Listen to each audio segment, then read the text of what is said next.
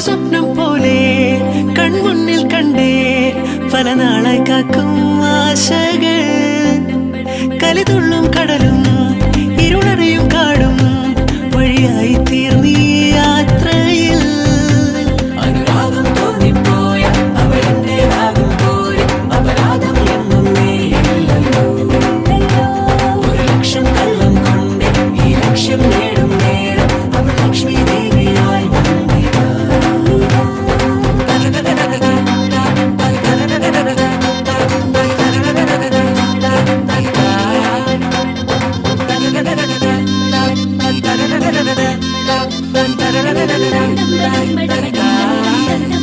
ഒരു സ്വപ്നം പോലെ